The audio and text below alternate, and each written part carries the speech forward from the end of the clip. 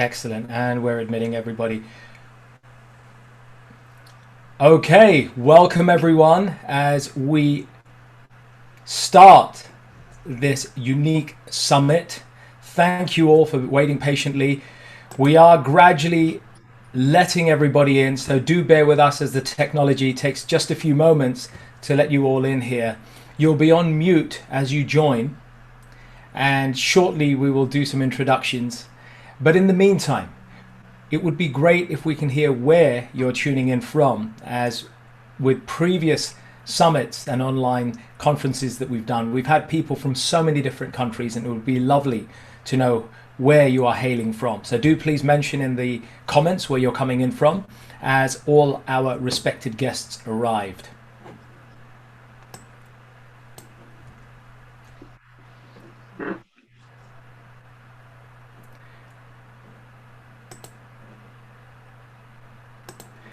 Welcome. Let's admit everyone else in.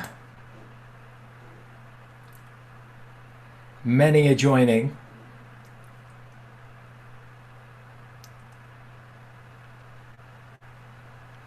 Okay, it's interesting to see where people are coming in from. Yeah.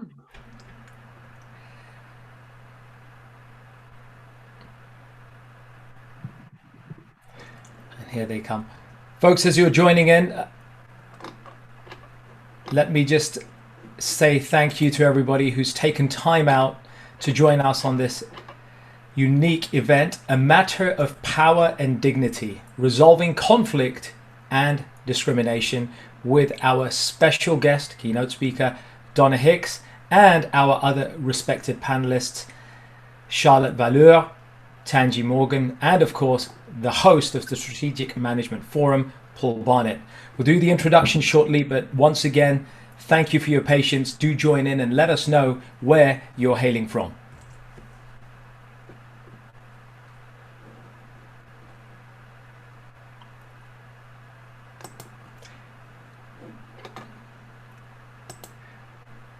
Bangalore as well, so welcome our friends in India, 10:30 there. It's great to have you join us. And North Yorkshire, let's not forget. Looks like we have Bristol represented as well, East Sussex.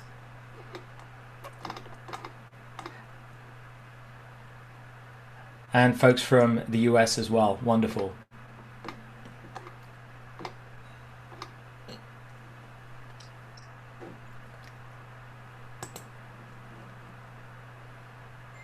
We'll give it a minute more and then we will begin.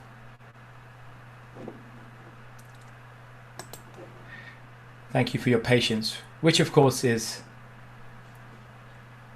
a wonderful quality that goes hand in hand with dignity.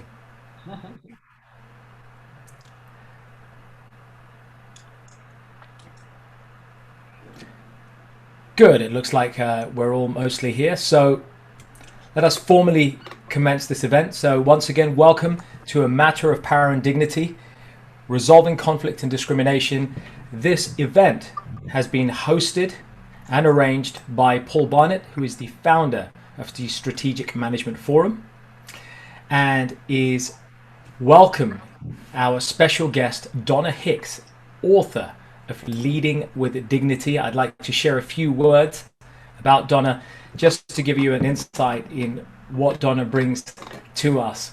And for those of you who are not familiar with this book and with Donna, allow me to just share a little bit. As well as being the author of Leading with Dignity, she is also an associate at the Weatherhead Center for International Affairs, Harvard University. She is an expert in conflict resolution with first-hand experience in overcoming some of the most challenging conflict situations globally. And these are lessons that she now shares with leaders in organizations of all different kinds, including businesses. I'd like to also welcome Tanji Morgan, who is a senior advisor of the Bank of England Prudential Regulation Committee, and Charlotte Valeur, who many may already recognize as the chair of the Institute of Directors UK and a director of several companies as well. And last but absolutely no means least, we have, of course, Paul Barnett, the founder and CEO of the Strategic Management Forum. And you have myself, Prash Kotecha, founder of Stress to Success. I'm here to be the moderator and the timekeeper. So just a quick footnote and caveat. Please do note that the conversations that are had here and the speakers who will be speaking will be doing so in a personal capacity. Their views are their own, and they're not expressing the views of the organization that they work for necessarily. So that being said, thank you all for being on mute, and I'm just going to quickly cover the sequence of events for our session before we get underway. We will first have Donna speaking and giving her 30-minute provocation, which will be followed by a 10-minute response from each of the other panelists. We'll then move on to a moderated panel with Q&A for the next 25 minutes thereafter. And for questions, you're invited to put them in the chat. We'll do our best to cover as many questions as we can. Your conciseness in your questions is, of course, very much appreciated. As I say, we'll do our best that we can. After the Q&A, we will round up with up to 3 key takeaways from each of the participants over 5 minutes, and that'll bring us to a close. So I hope that's fine. And without further ado, I'd like to pass the microphone and spotlight over to Donna Hicks. Oh, thank you, Prash, very much. And I want to echo what Prash said, which is to thank all of you for taking the time out of your busy days to be here together. And I think it's just such a, such a gift to be able to talk about something that, in my mind, is so fundamental to our humanity. And for me to be able to share with you my life's work, because this work on dignity has evolved over 25 years, probably over my whole lifetime, to be honest. But the how I arrived at this a deeper understanding of dignity was in my work as an international conflict resolution professional. And as Prash said, I worked all over the world, in the Middle East, in Asia, in Africa, North America, South America, and even in the UK with the Northern Irish conflict.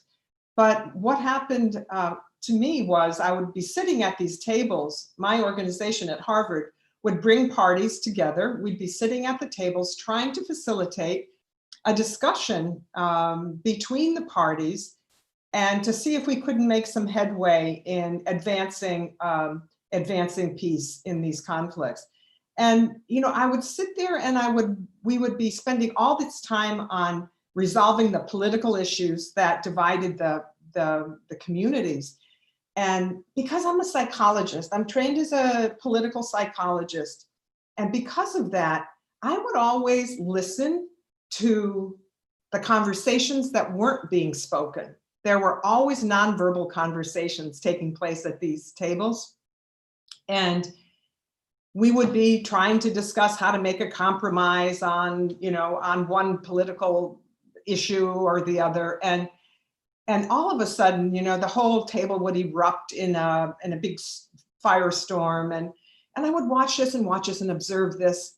And by the way, this happened in every single conflict I worked on, no matter where it was in the world. And at one point, to make a very long story short, at one point, I realized that we have got to address this second conversation, this nonverbal, this highly emotionally charged conversation. We have to bring it to the top of the table to discuss. Anyway, what I ended up realizing was that even though the parties got so close to coming to an agreement, they couldn't sign on to the agreement. There was something getting in the way of them to make that signature. And I realized at one point, I remember I had an epiphany one day and the word dignity came to me. And I said, I know why they can't do this, because their dignity has been so assaulted for so long that they can't let go of this. They can't let go of the conflict relationship. Anyway, so I spent several years trying to figure out how do we talk about this. And finally, once I figured out that dignity, it really was dignity. And if I were to put words to that nonverbal conversation that they were having under the table, it would have sounded something like, how dare you? How dare you treat us this way?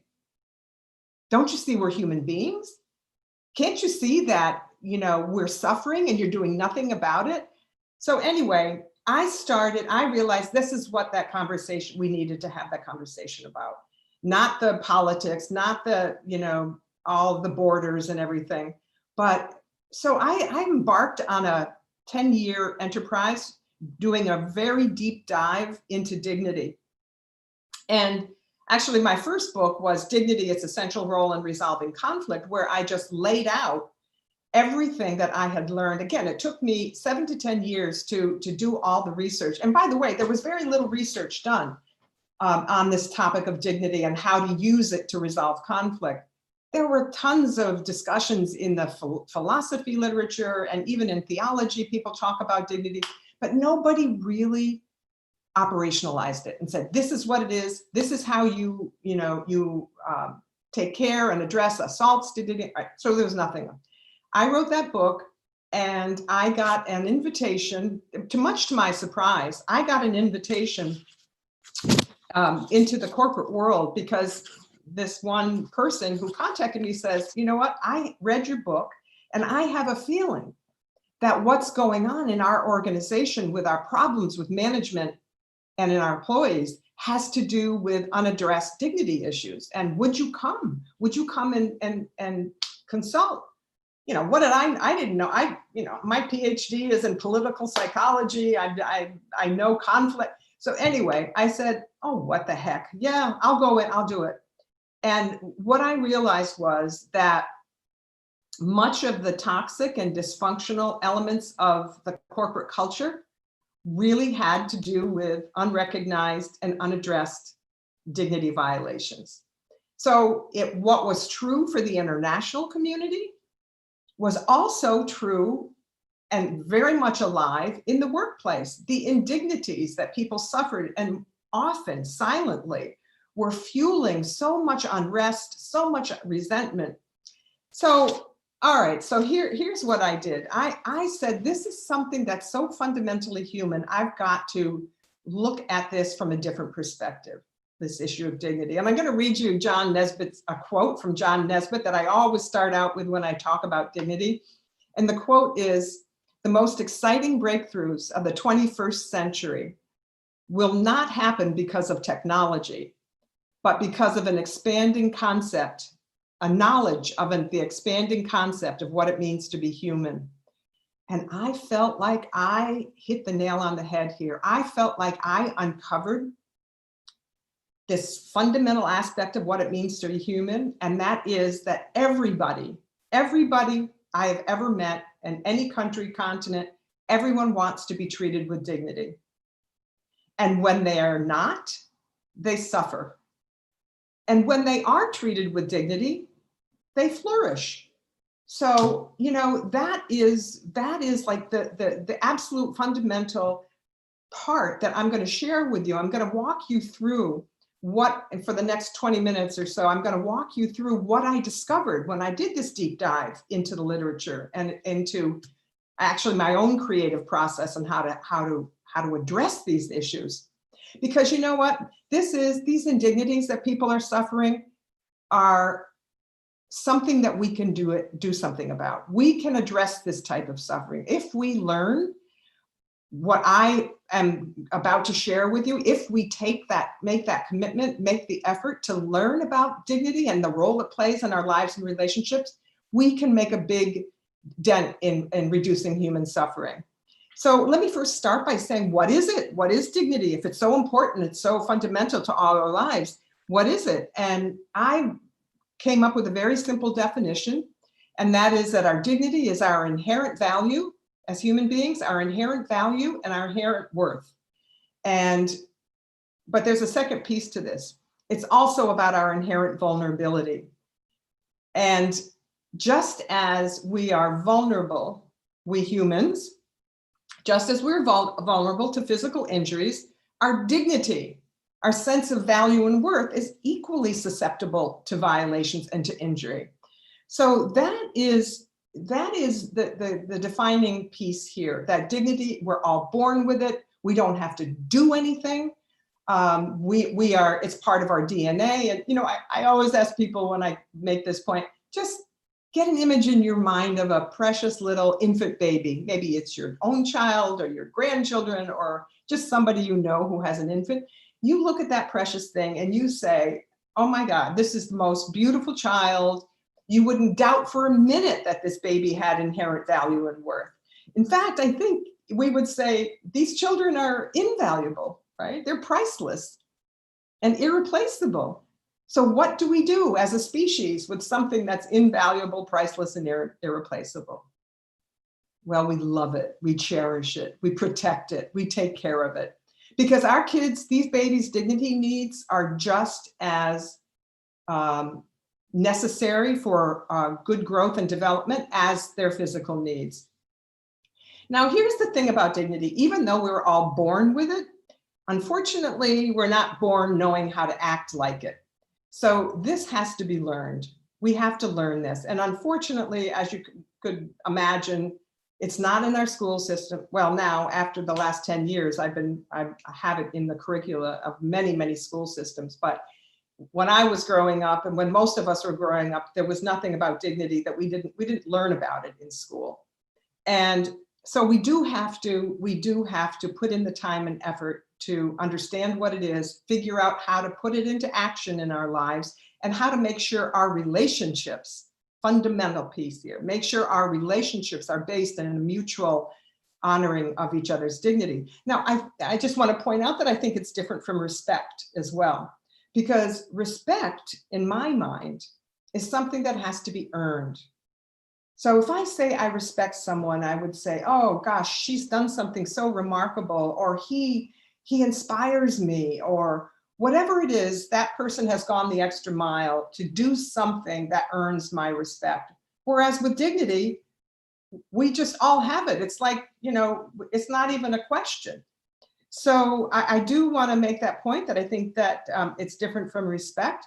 And I also want to share with you a very fascinating series of research projects that I investigated when I was learning about dignity. And here it is. Thank God for neuroscience, for social neuroscience, because they have shown and proven in black and white terms what I have been experiencing at these negotiating tables for the last 20 years.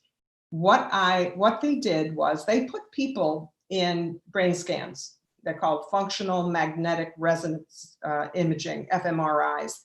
And these social neuroscientists flashed these scenarios as they were laying down in these tubes. They flashed the scenarios and watched for what part of the brain in their brain was illuminated when they were exposed to these scenarios. So, for example, what they did was they showed a scene where someone broke his arm, and so of course they looked in what brain part that lighted up, and what lit up was the ancient pain center, in the limbic system, one of the oldest parts of our brain where our deep emotions are felt, and so on.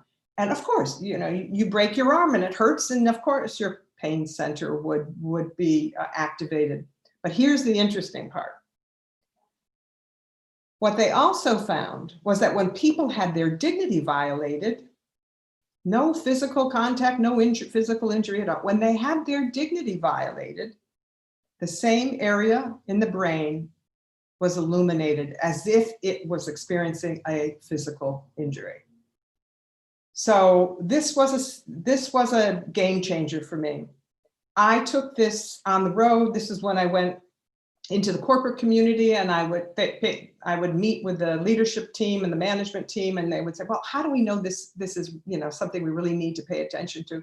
So I share with them this research that the brain doesn't know the difference between a wound to our dignity and a physical injury.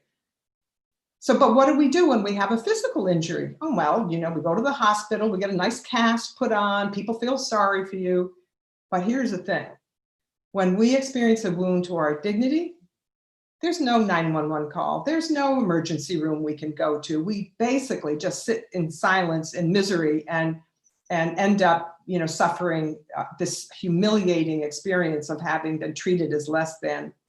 So, I take this, as I said, into the corporate world, and they say, okay, we've got to pay attention to this. How we treat our people matters. What we do, and I keep saying to them, this is something you can do something. This is something you can actually change. This is something you can affect. And so I embark on a whole dignity education project with them. All right, so I just wanted to point that out because it is so absolutely critical that we have this, this information that says this issue matters. How we treat one another matters. And it is just, especially for an organization that understands this, you wouldn't believe, in a minute I'm going to share with you some research about what happens, how people react to being treated well. But I want to share with you a short story before I go into that. And that is that when I worked with Archbishop Desmond Tutu several years back, maybe 6 or 7 years back, we were working on a project, and I was chosen to work with him because I spent so much time with dignity. And he said to me, well, Donna, let's get together. I want to hear more about how you arrived at this conclusion that dignity is an essential and a missing piece in conflict resolution. And so he said, I said to him, well, yeah, I was working on all these international conflicts, and the parties would say to me that they were stripped of their dignity by the conflict. And one of the reasons why they were fighting was to regain their lost dignity. And Tutu looks at me and he said to me, what are you talking about? I said, what did I say? He said, nobody can strip us of our dignity. He said, how do you think we got through apartheid? The only thing that we had was our sense that our dignity was intact, and we were going to keep our heads high, and we were going to get through this no matter what, because we knew that our dignity was in our hands and our hands only. So, I was fascinated by that because I really did think somebody could strip us of our dignity. Okay, so let me just say that I wanted to put that in this mix because knowing that it's an antidote to self-doubt. It's like a bomb on our belief that we are not worthy, that we have, that there is something wrong with us. So just remember, this consciousness that we are all born with dignity. We have it. Nobody can take it away from us. And so, I went and I wrote this second book after going into the corporate world, Leading with Dignity. And I did this because the ignorance surrounding it, this topic and all these things that I was sharing was just enormous. I mean, just enormous ignorance. And there were people like us, normal people, who are educated, and I knew nothing about it until I started studying it.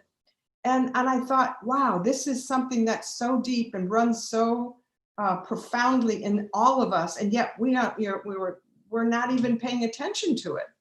So, when I work with a group of people with a leadership team, I say, this is an opportunity to answer a question. And I always ask the same question. I said, what is your goal here? Do you want to empower people, or do you want to disempower people? Because the fact is, when you honor someone's dignity, you empower them to become what they're capable of being. And so the leaders will always say, well, of course I want to empower people. I said, well, your ignorance often is disempowering people. So I'm just trying to get them to commit to this, to learning this. And I said, do you want meaningful relationships with your people? Do you want them to feel like you're trustworthy? Well, yes, of course. Yeah. Do you want to feel like they respect you? And yeah, sure. And so, I say to them, well, trust has to be earned, just like respect has to be earned. So learning how to honor people's dignity is a fast track to trust building and gaining respect from your people. So let me just quickly go through what I did years of research on what I call the 10 elements of dignity. I went all over the world and interviewing people, asking them to tell me about how they would want to be treated if they were treated with dignity. And surprisingly, I got these themes. They ended up being 10 themes that everybody all over the world wanted. This was like they were the most important aspects of how they wanted to be treated. So the first one, everyone wanted their identity accepted, no matter who they were, no matter their race, their religion, their ethnicity, their sexual orientation. Everybody wanted to be seen as equal in dignity. Now, mind you, in the corporate structures, in the hierarchical structures, we often differ in status. There's no question about it. We might differ in status, but we do not differ in dignity. Everyone is equal in dignity. The other second element of dignity is recognition. People want to be recognized for a job well done. Did you thank your people for the contributions they make? Everybody loves recognition. And related to it is acknowledgement, which is a third. When something bad happens to people, they want acknowledgement for the suffering that they've endured. So learning how to acknowledge is one of the most basic dignity skills that I work with people on. Inclusion, of course, we've all done, how many times have we done diversity, equity, and inclusion workshops and seminars? Well, that's certainly a big part of dignity as well. How to make people feel that sense of belonging to the organization. Safety. People want to feel safe. And I'm not just talking about physical safety, I'm talking about psychological safety. They want to feel safe to be their authentic selves, bring their whole selves into the work environment. Understanding, people want to be understood. They don't want, they want people to try to gain a deeper understanding of their perspective instead of being used as a stereotype to try to figure out who someone is. We're always rushing to judgment. It's just cognitive shortcut that we all do. So we have to just slow down and try to get a deeper understanding of people. Another one is independence. Nobody likes to be micromanaged and to be hovered over. People want to feel like they are free to experience their own sense of hope and possibility. The ninth one is benefit of the doubt. People want to be considered trustworthy. And finally, last but not least, is accountability. People want to be apologized to when something bad happens, when someone violates their dignity. And it's not just an apology, it's an apology along with a commitment to change the behavior. That part is usually the hardest part to do. Anyway, I wanted to share with you what my initial, in that big corporation that I went into, the very first foray into the corporate world. I asked the employees, thousands, probably 2,000 or 3,000 people I asked to tell me, after I introduced the elements of dignity, I say, okay, which one of these is violated the most in your organization? And much to my surprise, I thought they were going to choose, acceptance of identity. I thought they were going to choose fairness or recognition. 80% of the respondents said that safety was violated the most in their organization. They did not feel safe to speak up when something bad happened. Let's say their manager, their boss, one of the leaders violated their dignity. They were terrified to speak up. And I would ask them, why not? Why wouldn't you say something when your dignity's been violated? And they would say, are you kidding me? It would be career suicide. I'd probably get a bad performance review, or I might even lose my job.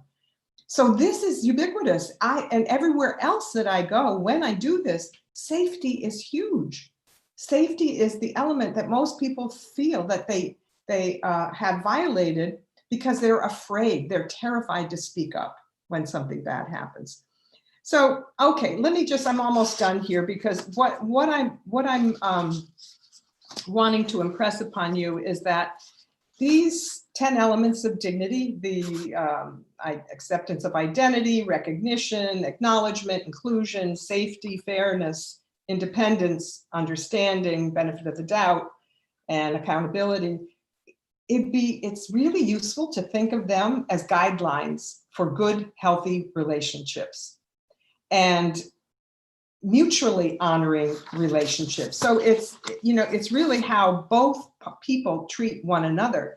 And my experience is that if you have the language of dignity inculcated in your culture, if your organization has accepted a organization-wide commitment to honoring the dignity of everyone, this is when people start to flourish. And some of my colleagues who have been working with me on these issues, Michael Pearson from Fordham and Manuel Guillon from Valencia, Spain, they're business professors, that some of the research that they've shown me is it shows that when people feel that their dignity is honored in the workplace, employee engagement increases, the willingness to give discretionary energy increases, loyalty increases,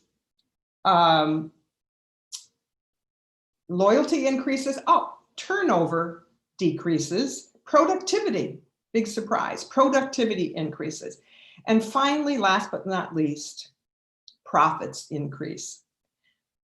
So I say to all of the wonderful people I work with who are interested in creating a culture of dignity in their organization, I say, look, this is a no-brainer. If you have to invest in anything, forget about the fancy new business plan for the moment. Focus on this human aspect, because this is fundamental to what it means to be human, no matter where we're working, no matter what part of the world. If we can leverage this and make people feel seen, make people feel heard, make our people feel valued, responded to, this is what we have discovered in our research that employees want. They want to have that sense of well-being. They want to know that they're going to go to work and that they are going to be treated well. And for them, what we've heard in our interviews is that it makes not only does it make the work environment pleasant, but they feel like they're doing meaningful work, that they're helping each other understand their dignity, how to be in relationships, how to treat the people all the way down the supply chain.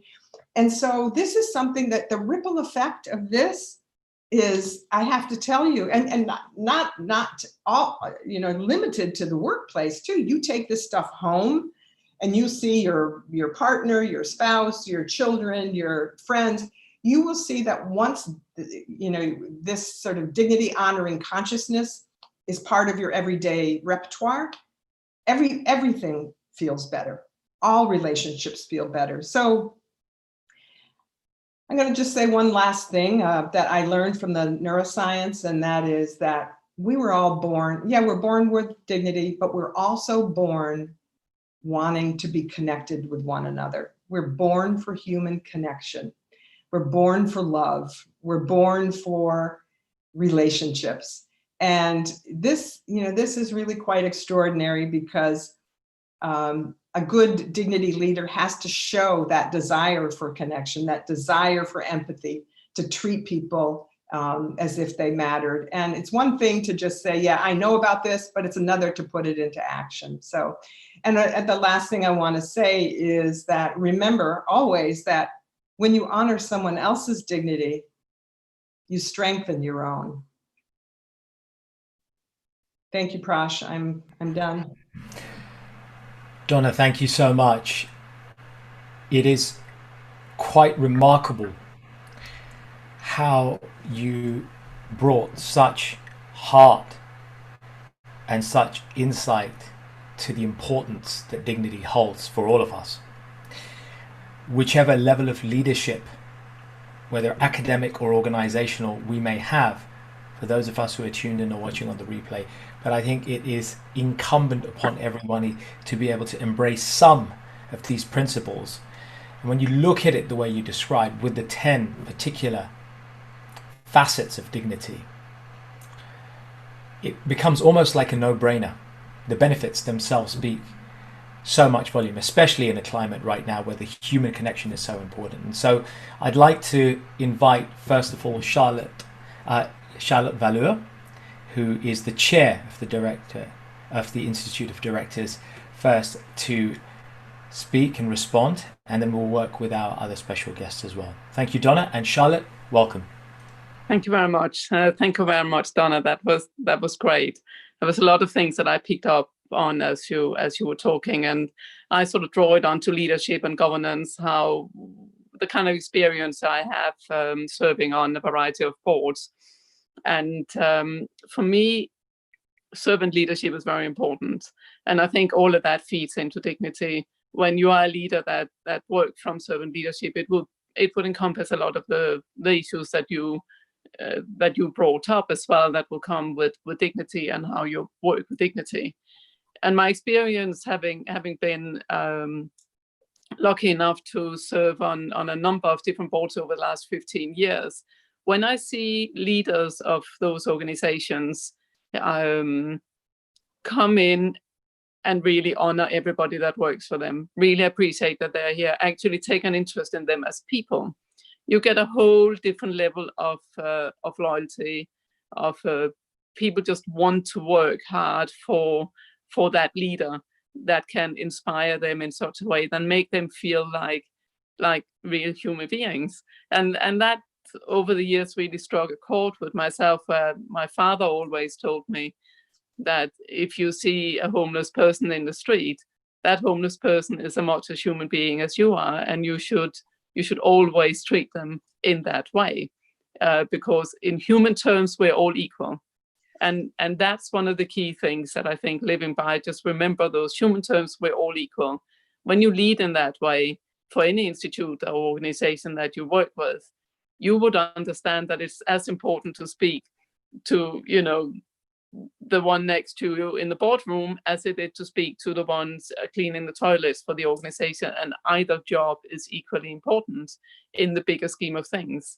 And when we do that and we have those connections, it makes a really big difference. So I have to say, I agree on a lot of what you said, as such as challenging it is difficult because it goes so close to the values and the ways that I work myself.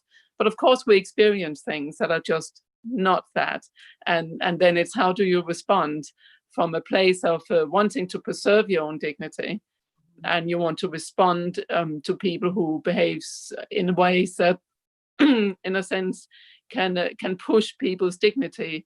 And I agree that you only allow yourself to lose your own dignity. But people can behave in such a way that maybe you get sort of pushed to a level you don't want to be at, even within yourself and your own dignity. You get pushed to operate at a level that is below the level you want to from your own values and your own dignity. And I think that's very important to recognize. So although I agree that nobody can take it away from you, people can push you, right?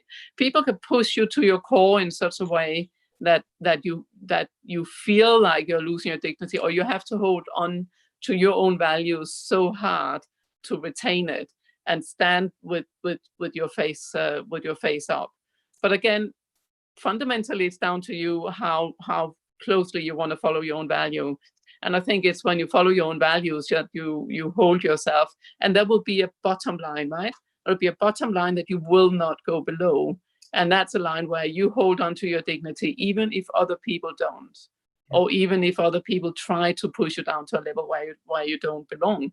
So for me, this year started really with thinking a lot about why is it we don't have more diversity?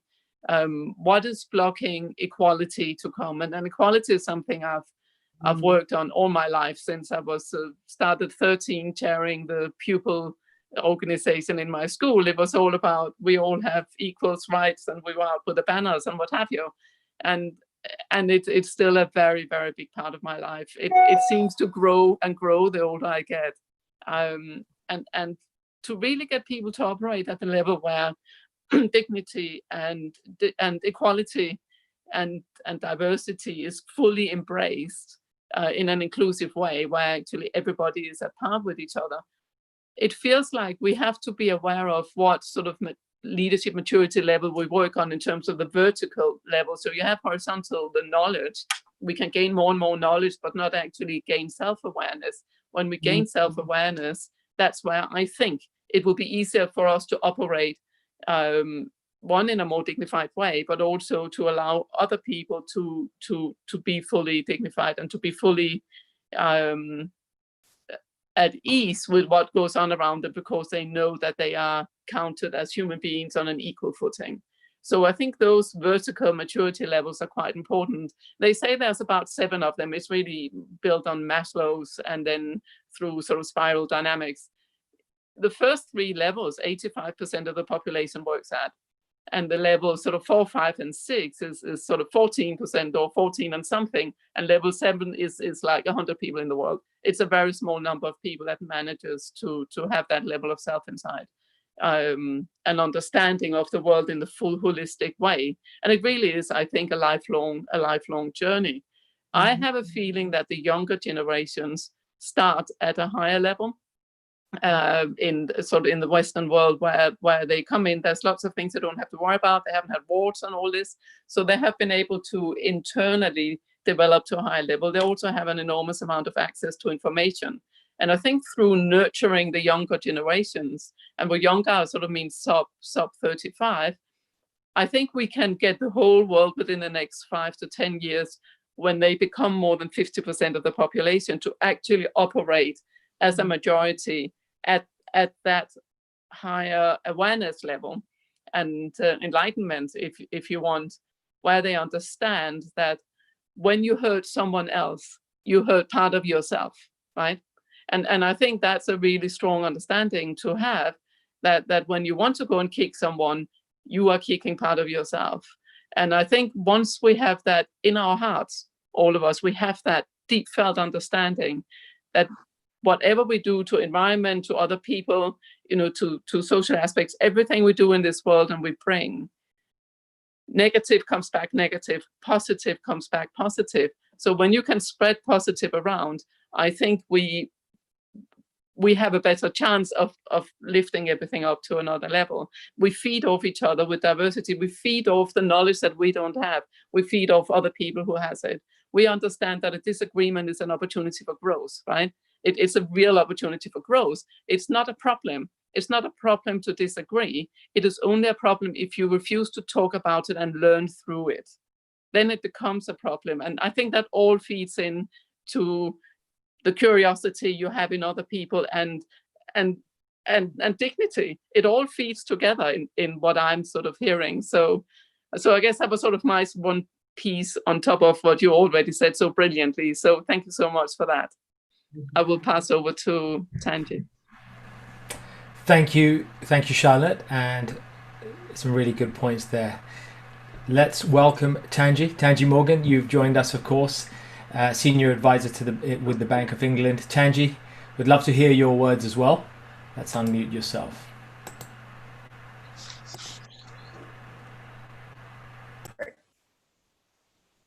Am I unmuted now? You are indeed. Good. Thank you, Donna. It was really fascinating to hear you discuss the book, which I have read, and I read it very intently. So for me, being African-American, living here in the UK for, I guess, 18 years or so, I have had an executive career, so worked in a lot of different areas with many different people. And so have come to the situation now where I am a senior advisor at the Bank of England and looking at leadership, looking at governance issues. And a lot of the things that you have said actually resonate with me. I guess my thoughts on the subject of dignity come by way of the last month or so, obviously, the recent events with George Floyd in the US and the various protests, if you will, that have not only been in the US, but around the world, have sparked numerous book clubs and debates and webinars and, conversations and all of that good stuff around the concepts of inequality or racism, or what does it mean to be anti-racist or anti-racist, right? And what I found interesting about your book and your work with regards to dignity is that personally, I over all the course of the various exchanges that I've just mentioned, I never really heard anyone bring up the concept of dignity in all of this. And so I, as I said, read your book intently, and you know, looking at this whole concept of diversity and inclusion, or anti-racism, and all of that, looking at it through the lens of dignity, that, you know, as you describe it, your definition, our inherent value and worth, which means that we are all equal. No one is better, no one is lesser. And I also, you know, take on your comments around Archbishop Tutu, and how no one can take your dignity away from you. I must admit, I think my parents gave me a good sense of dignity. I have never in my life felt that anyone was better than me because they were different than me. I mean, you know, white or you know, whatever nationality, if you will. So I agree wholeheartedly with that. But it does mean that you have to, if you will, develop a sense of resiliency also, because you can also be worn down by people inadvertently, consciously or unconsciously dishonoring your dignity, if you will, because they don't understand it and they don't appreciate it. But the thing that really also stuck with me with regards to the concept of dignity is that when you see just really extreme situations where there's been genocide, or there's been conflict, or there's been war, or there's been abuse, things of that nature. Those, so for instance, George Floyd, when we all witnessed that horrific event, it stirred emotion in most people, in most human beings. You know, that was just wrong, right? And that sense of that emotion, I think, is where we go to in your in one of your first elements of understanding acceptance of identity. You know, you don't treat people that way. That's a human being, as you said. That's the baby. You know, and so that's where I've seen dignity, if you will, in the sense of your definition, really play out. My challenge, or I guess how I view dignity and the abuse of dignity, or the dishonoring of people's dignity, actually, I think is more pervasive in the lesser extremes, if you will, and situations where power or you are lesser than sort of play into day-to-day interactions with people.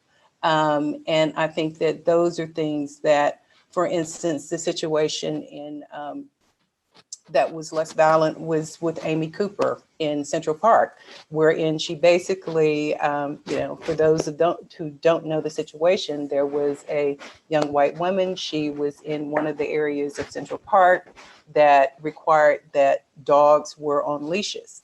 And there was this African-American man that basically asked her, would she put her dog on the leash? That was the rule.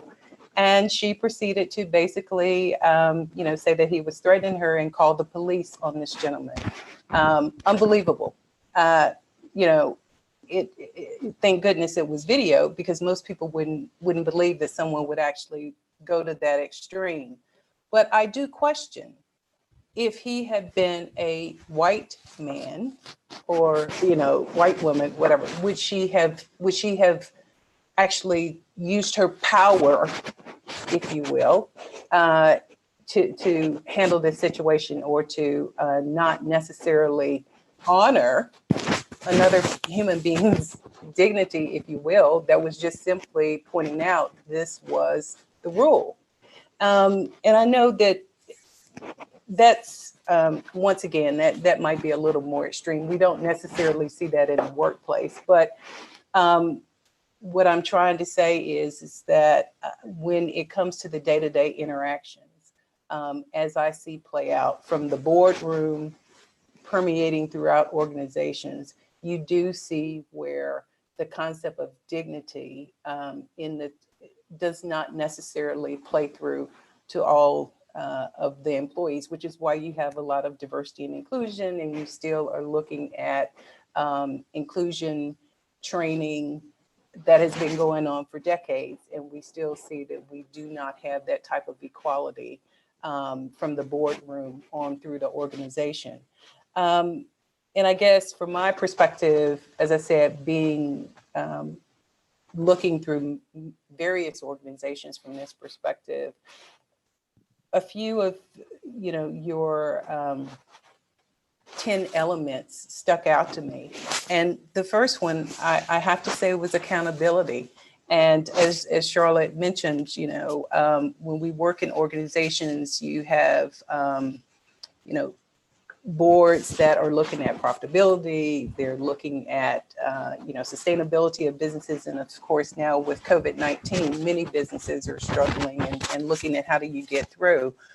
But I find it interesting that now there are a lot of organizations stepping up in solidarity with equality and Black Lives Matter and all of these good things, which are great, standing in solidarity. But I guess my question or my challenge to them is, what KPIs, what are you doing to actually be held accountable? If you actually feel that this is the right thing to do and that you've, you do understand inequalities, what are you actually doing to change? Or are these just platitudes? Why don't you have more diversity around your board table? And most retort is, well, I can't find the talent. Well, is it that, or have you not really taken the time to look wider and actually done the work to challenge that? Because obviously there is talent there. But, once again, it really is about yielding power. So power in the few, how do you actually open up and allow other people in to have the same opportunities? They're not lesser than, you have to accept them, right? And you have to give them an opportunity also, because otherwise we will never get to this equilibrium that we're speaking about. And I know I'm on for time, but I really liked your comments around the psychological safety, because that is key.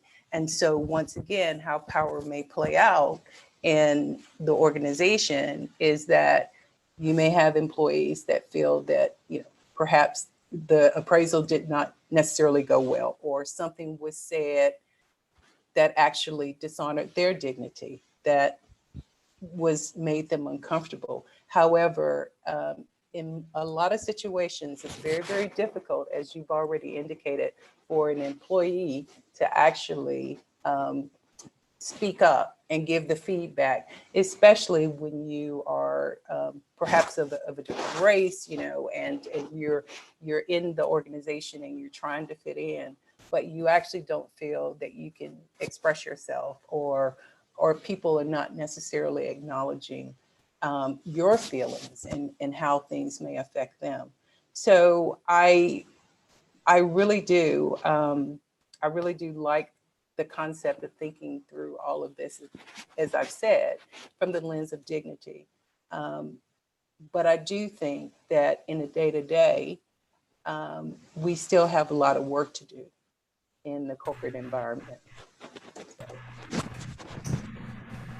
Tanji, thank you for sharing your deep perspectives as well here. Again, adding to the narrative and referring to that all-important subject of diversity and inclusion, equality and diversity. Hot topics right now for most organizations and leaders at all different levels.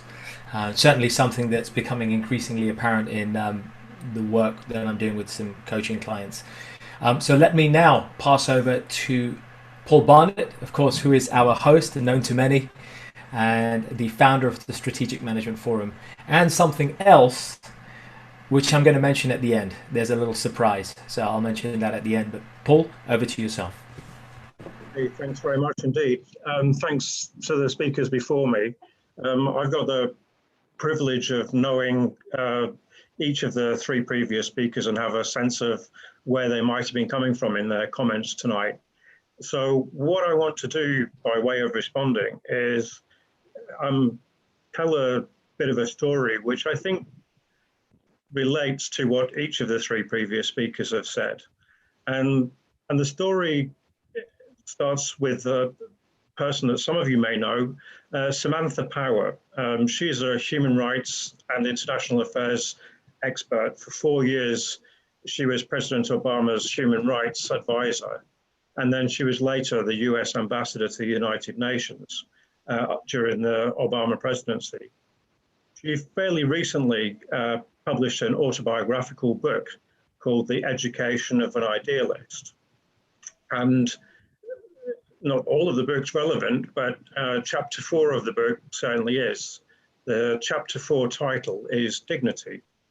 And it begins with a description of her first day at high school in America. Her parents had brought her up in her early years in Ireland, and they'd moved to America.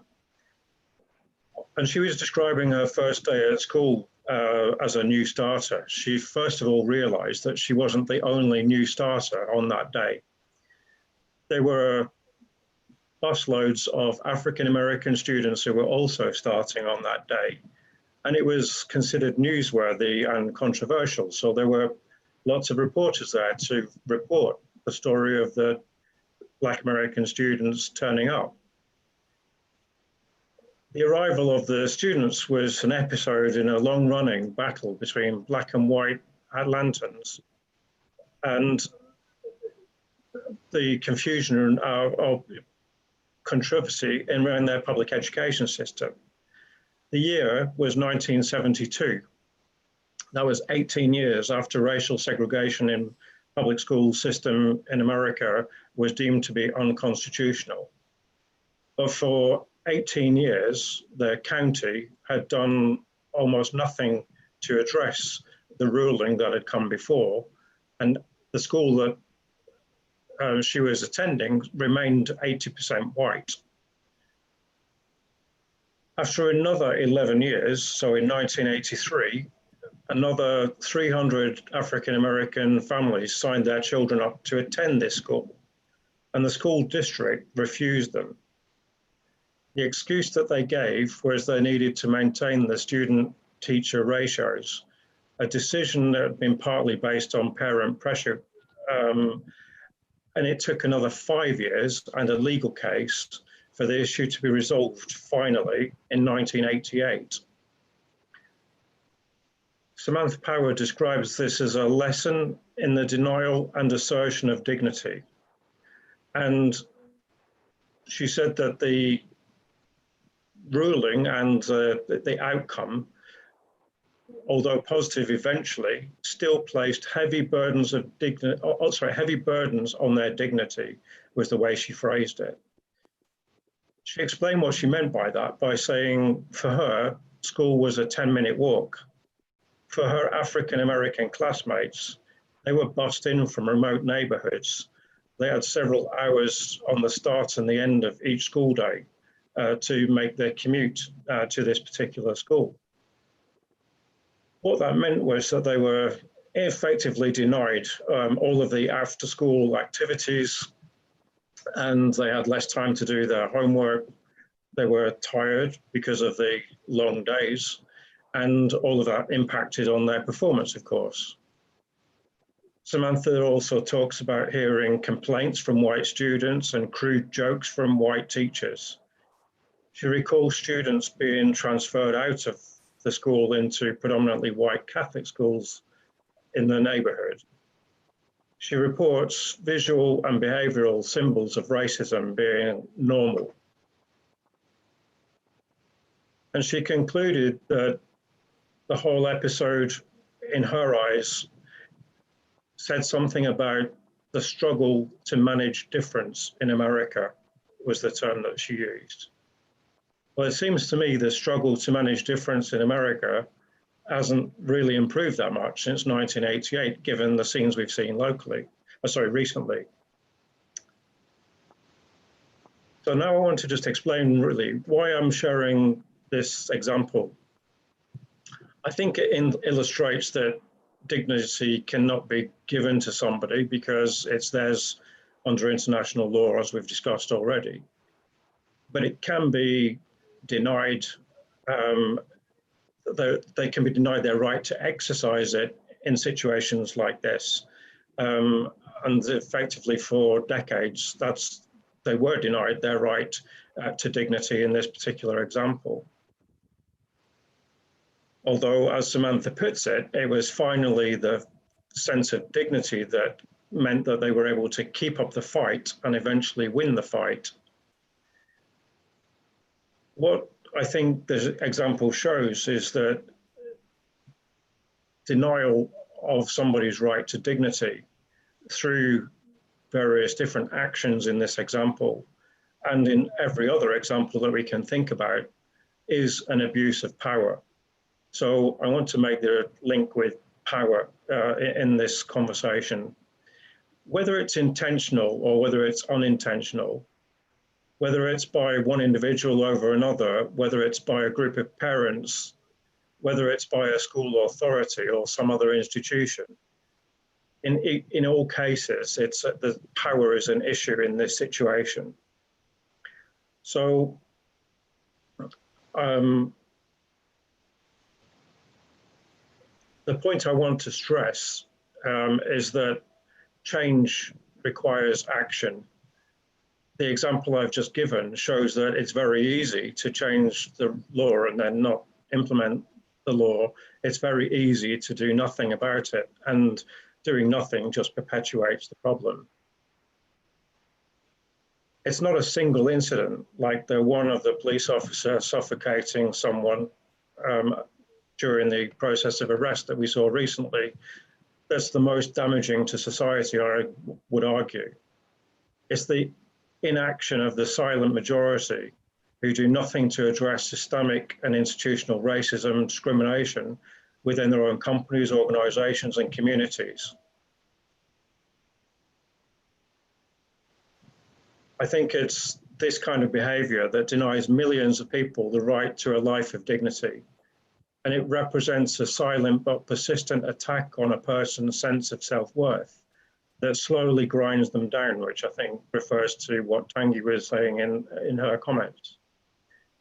Not hiring a certain person, not promoting a certain person, not paying them the same as somebody doing the same job, paying them less attention in meetings, not respecting their opinions. These are all common attacks on a person's sense of self-worth. They're subtle, but they're really effective.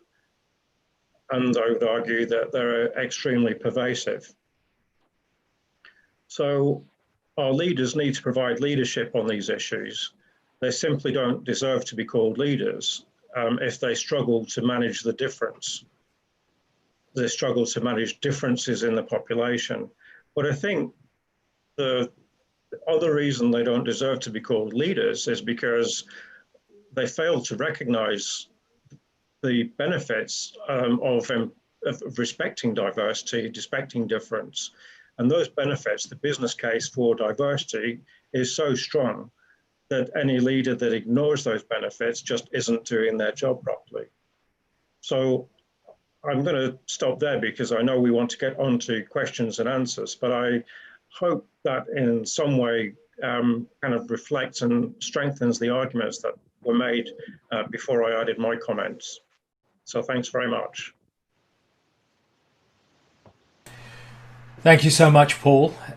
We've had some questions coming in, folks. Just to let you know, we have received your questions and we will address them in a moment as we start our Q&A panel. So I would invite Donna, Charlotte, Tangi, Paul, obviously yourself, to unmute as appropriate.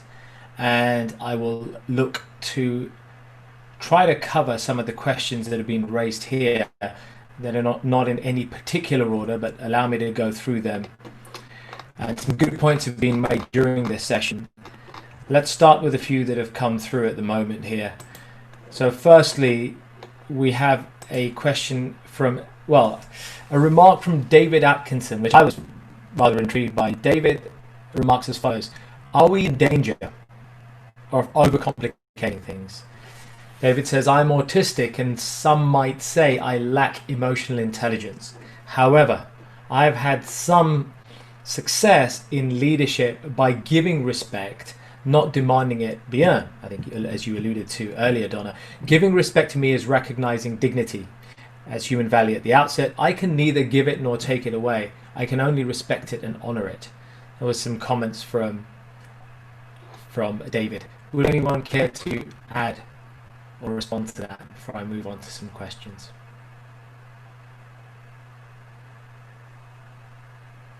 Well, I'll respond to that. I think it's an important point. I mean, not this work is easier for some than others, and I think respecting the dignity of everybody we come in contact with, I think that's the goal. It's respecting the dignity. And David said it beautifully. I think he summed it up. Yeah, just to very add much, into that. And it's just, it should be. Sorry. Is it okay for me to speak? Yes, Charlotte, please. So just to add into that, David, yes, I mean, I'm also autistic, and it does mean that people have some ideas of what we can and what we can't do.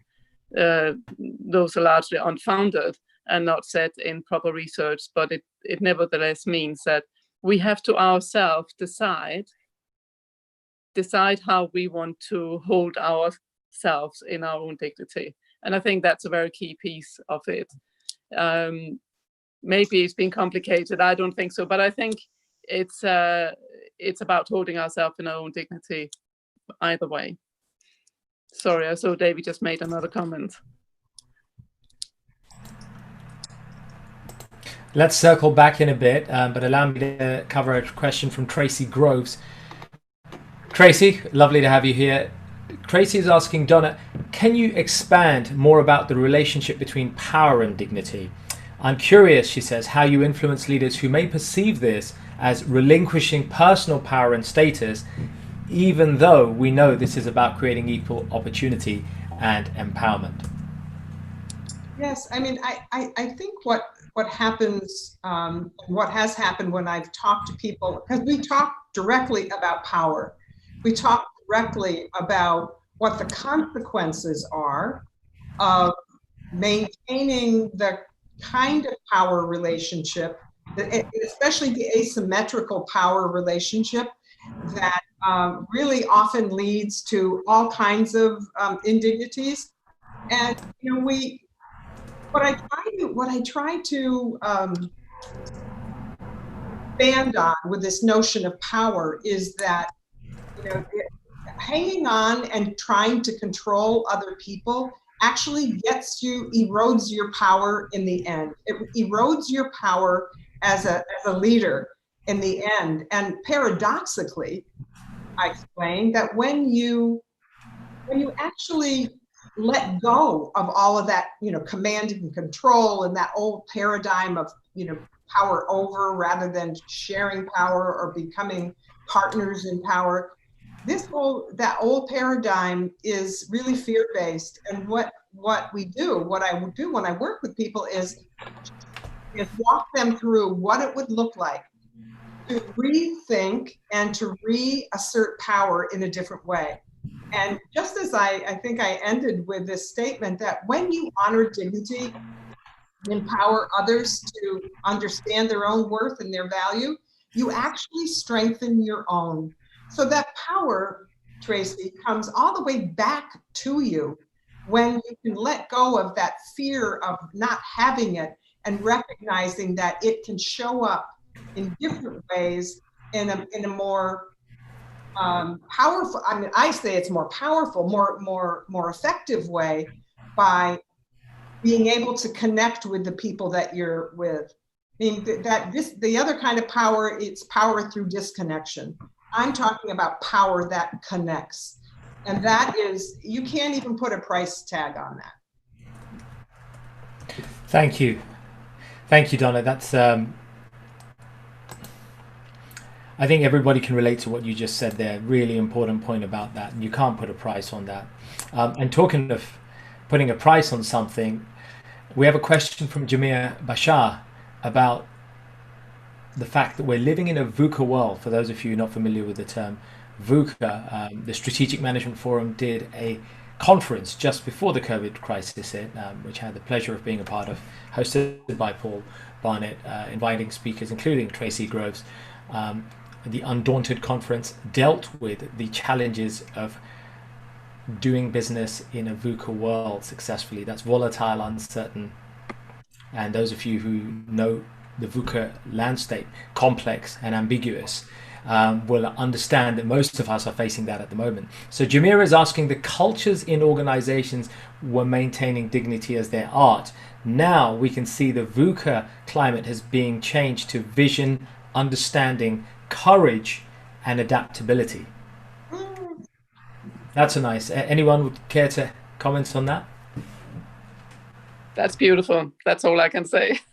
What a wonderful reframe from volatile, uncertain, complex, and ambiguous to new acronym. Thank you, Jamir. Can I comment on that, Prash? Because of course. I've been doing webinars since the COVID, since the pandemic, and we talk about leading with dignity in times of crisis. And those are precisely the leadership challenges that, I've underlined. The need for adaptability, the need for, showing caring, the need for vision, a new vision of human-centered, human connection, because what we are craving now is that meaningful connection. All of us are isolated up, well, maybe not so much anymore, but back when I started doing this, people were just hungry for that kind of reformulated VUCA that Jamir, is it Jamir who said this? Yeah, indeed. Yeah. I love that. Thank you so much, because you make me feel like I'm on the right track when I'm doing these webinars for people. Thank you. Thank you, Donna. And I did have something. Charlotte, yes, please. It's Tangi. Hi, Tangi. Hi. I do believe, and I do know that many companies now are, leading with more compassion, if you will, and more understanding. I am a bit cynical, unfortunately. I do wonder how sustainable the revelation with regards to really caring and thinking about staff when you get to the point where you're looking at your bottom line, and that reality, if you will, actually takes the fore versus being more caring about the staff. And I say that because of, potential restructuring and things of that nature. And I think that there will be some companies that will continue on that path, but I think that there may be some that at the end of the day do take a more hardline VUCA, the original definition. That's just my opinion. It's an interesting point, and let me just add to that before I come on to another question here. I have a few more questions coming in. Another dimension I wanted to add to this, alongside the VUCA climate, is what I'm experiencing a lot. Donna, you referred to that need for that close connection, that human contact. And I think what's becoming, again, apparent, and I know, Paul, you and I talked about it, touched on it yesterday, is understanding your why. Borrowing Simon Sinek's terminology, his parlance, but I call it your why power. If you can refine your why power, if you can establish your purpose, and sometimes purpose, and I deal with clients when I'm coaching them, often in their 40s and 50s, who felt like they've lost their way.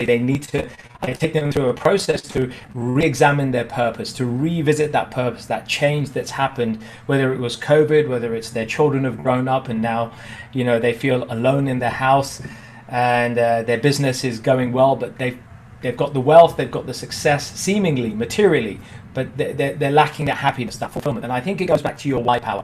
As the leader, to understand your why power, to understand what really drives you, when you can bring that with authenticity and vulnerability side by side, that becomes your star power. That becomes your how power.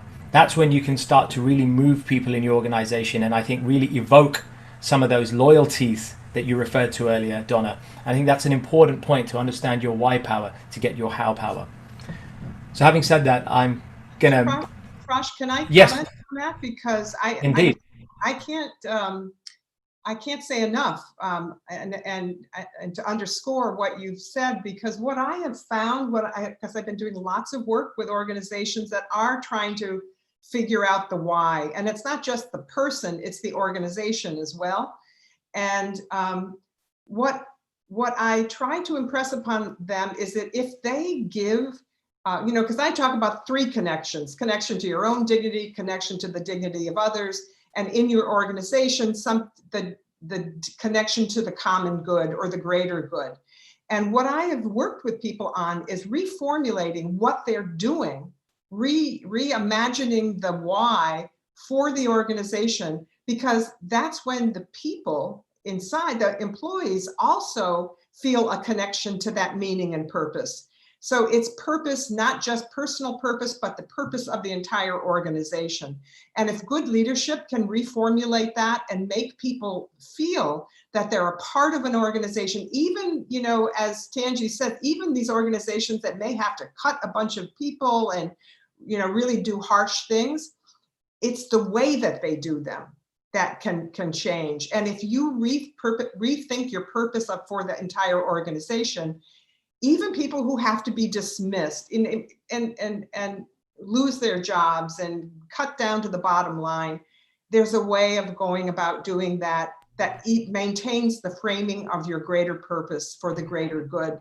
So that too, people have really been responding to, Prash.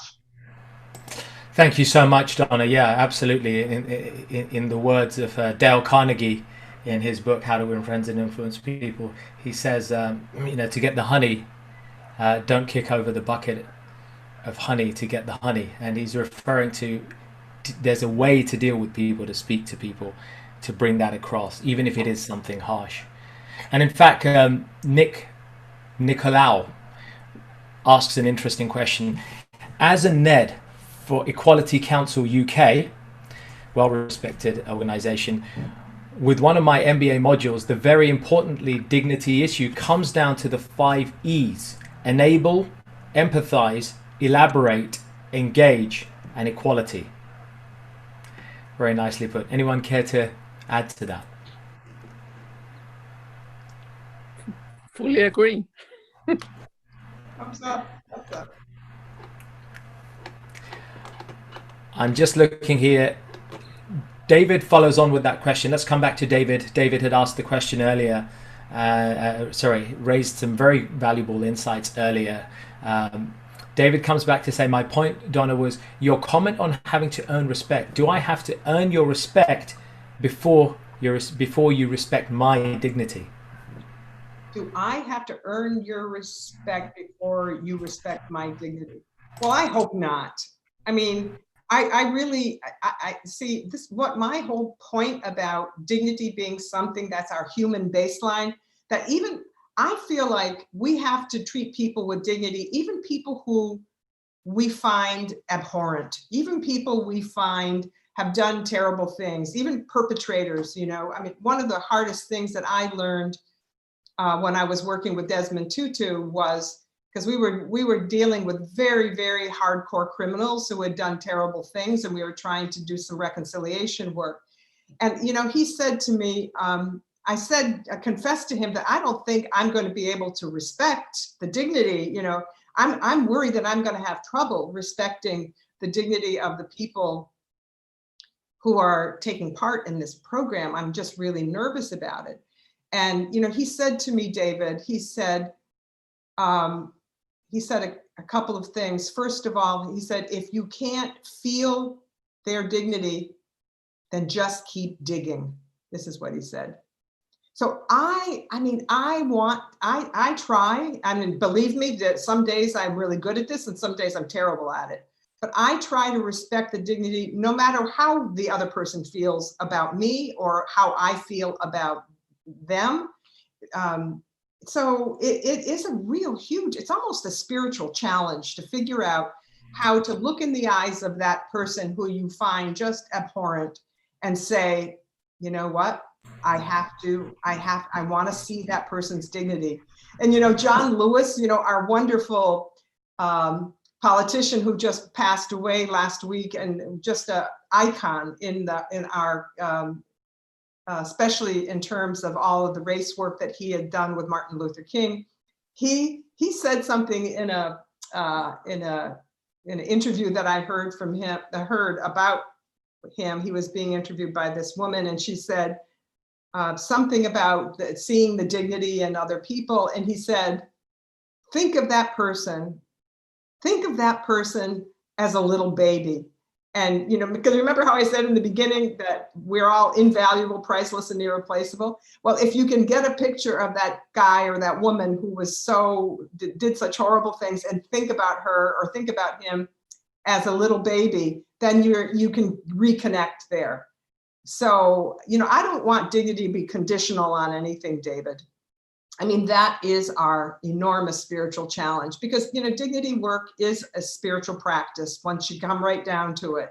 If we can you imagine if we in the world actually were able to do this, we're able to honor the dignity of each other, even if we did, disagreed, or if we found the person just the most, horrible person, I think we'd see a very different reality. I really do. So I don't want it to be conditional on anything. And thank you so much, Donna. And as you say, it is a spiritual practice. And I want to quote the words of one of India's leading spiritual reformers from the 16th century, Chaitanya. Lord Chaitanya famously gave this advice to people, that one should be humbler than a blade of grass, more tolerant than a tree, and ready to honor and respect all that one comes across, because they can learn from those individuals. And I think that's an important lesson, certainly for me in coaching, when I deal with people who feel they are a victim of injustices in the workplace or outside. I often put to them, could that person, that perpetrator, be there to teach you a lesson? Are they there to be a teacher for you, to help you to navigate a situation within yourself that you need to navigate through? Are they shining a mirror for you that you're perhaps overlooking because you're in a victim mindset? And it's that emotional agility to be able to move and see it and reframe that.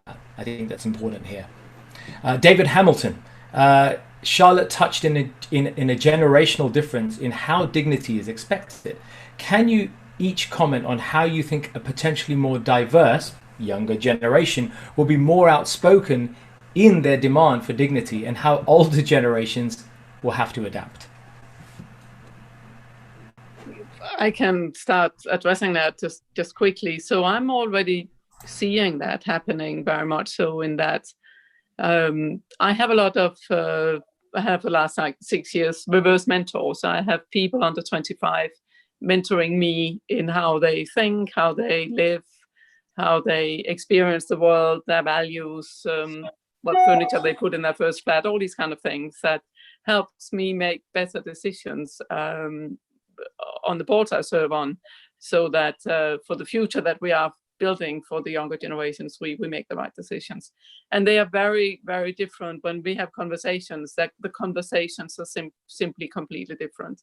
It's all about purpose, social impact, values. What do you do to society? They're not. No, I mean, this is across socioeconomic different levels. I've spoken to young people. It's quite extraordinary. Certain things are the same, like none of them will buy television apparently, but other things are really just coming through that they just talk a different language, right? That's my experience. They talk a different language that we can learn from. We can learn from as older generations, for sure. And we need to learn, and we need to learn fast, because this is where the world is going rapidly. And we need to ensure that as decision makers and leaders that we make decisions accordingly, or we will fall behind, or our businesses will die. So it is happening. in like they will speak up. Someone does something from an older generation that they will say, you can't say that. That's not acceptable. And you go, oh, that's right. I mean, I have 3 teenagers, 16, 18, and 20, and they will do the same. They will pick up. So I say things that's from the good old 80s. That's just not flying anymore. Thank you, Charlotte. Good input. As we round up now and we close towards the end, let's take 1 or 2 more comments from anyone else before we move to some key takeaways from everyone.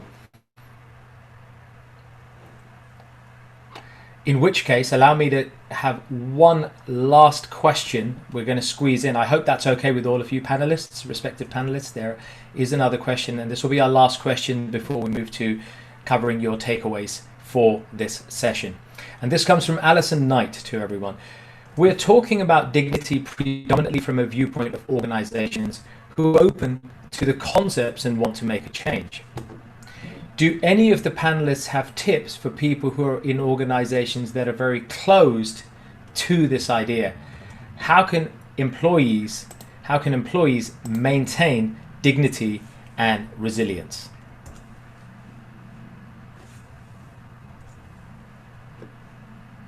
Oh, shall I start, Prash? I think Anybody else?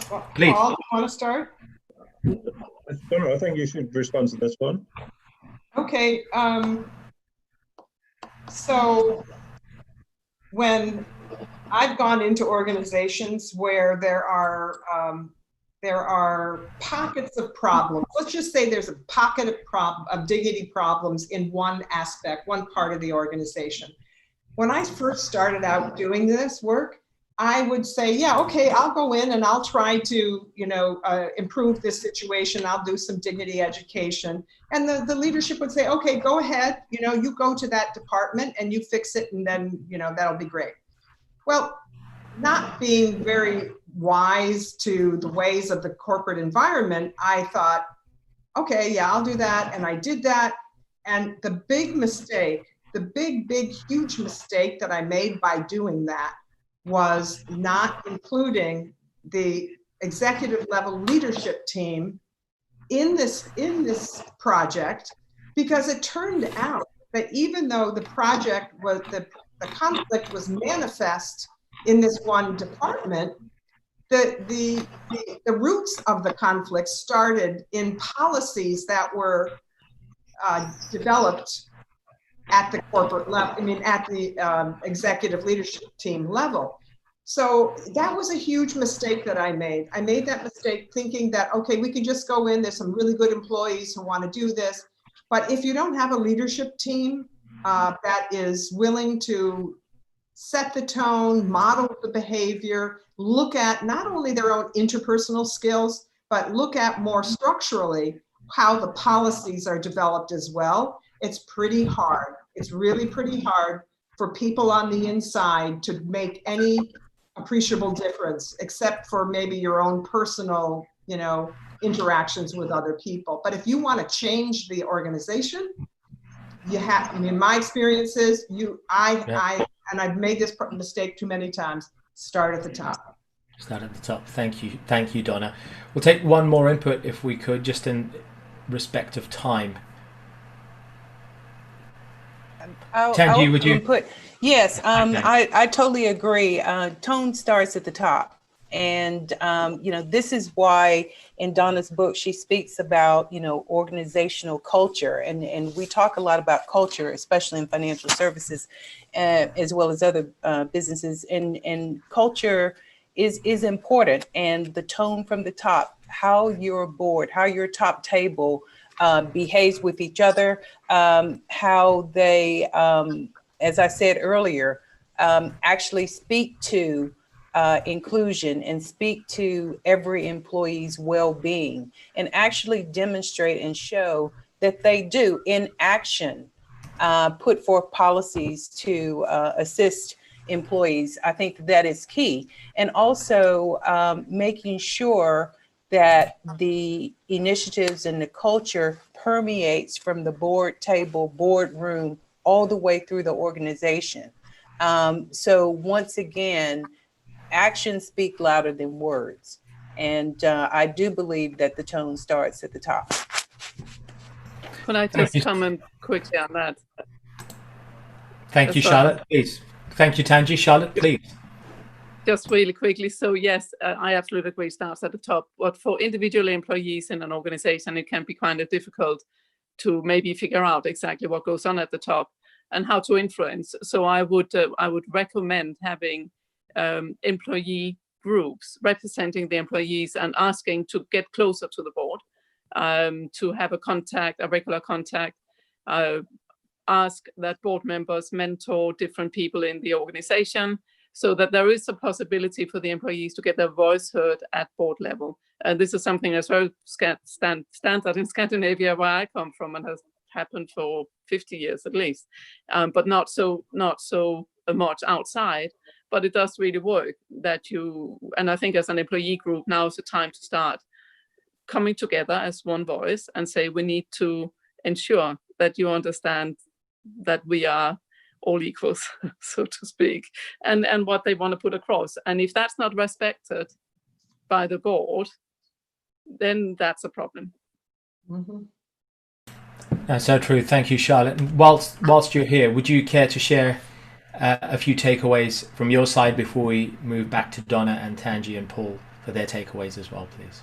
Oh, I think for me, the takeaway is honor your own dignity. That's key. Hold on to that and honor your own dignity throughout. It will shine from you when you do that. Thank you, Charlotte.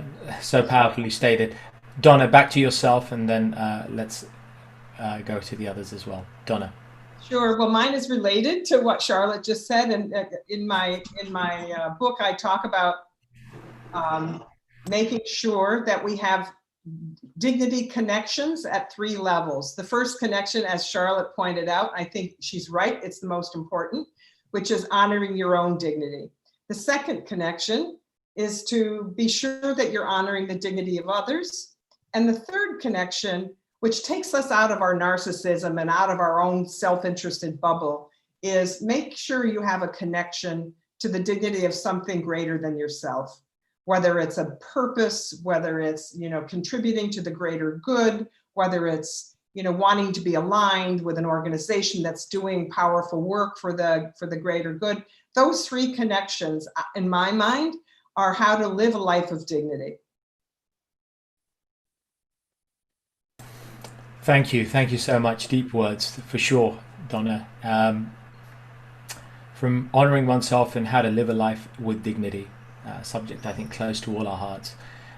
Tanji, over to yourself.